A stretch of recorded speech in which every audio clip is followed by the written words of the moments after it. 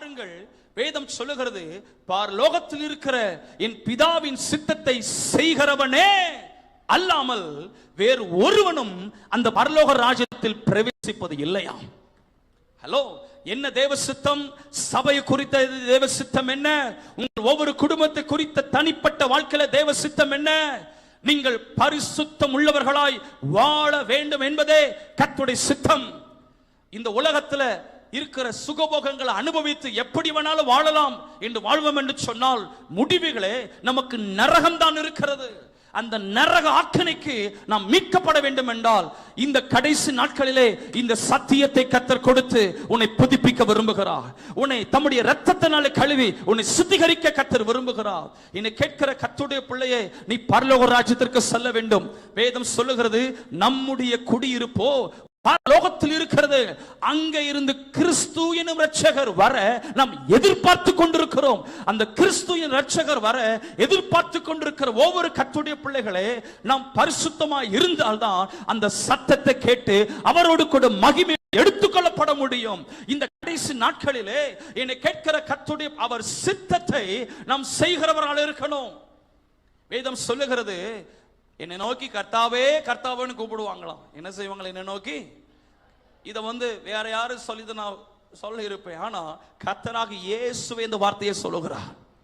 தம்முடைய உபதேச வார்த்தைகளை சொல்லி சொல்லுகிறார், பரலோகத்துல என் பிதாவின் சித்தத்தை செய்கிறவனை அல்லாமல் வேறு ஒருவனும் அந்த ராஜ்யத்தில் பிரவேசிப்பது இல்லை. என்னை கேட்கிற கர்த்தருடைய பிள்ளைய, இந்த பூமியில நாம் தேவ ராஜ்யத்தை சுதந்திரிக்கும்படி பிரயாசப்படணும். தேவ ராஜ்யத்தை பெற்றுக்கொள்ளும்படி நாம் பிரயாசப்பட்டு ஓடணும். நம்ம ஓடுற ஓட்டம் வீணா போயிடக்கூடாது. நம்ம ஆராதிக்கிற ஆராதனை வீணா போயிடக்கூடாது.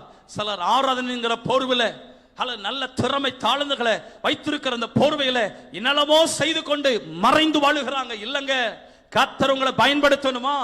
கர்த்தர் உங்கள் வாழ்க்கையில இன்னும் ஜெயத்தை தந்து நடத்தணுமா?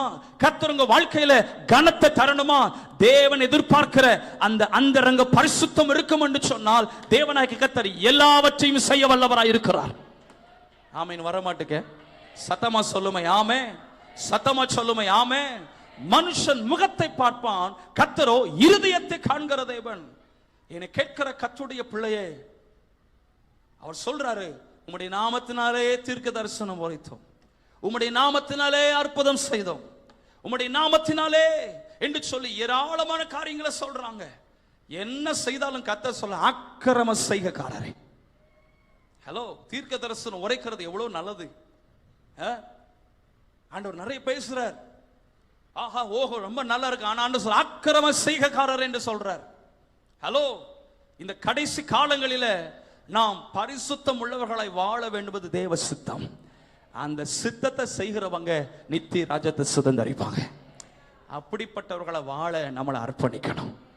அல்லேலூயா. வர மாட்டேங்க சொல்லுமே ஹல்லேலூயா.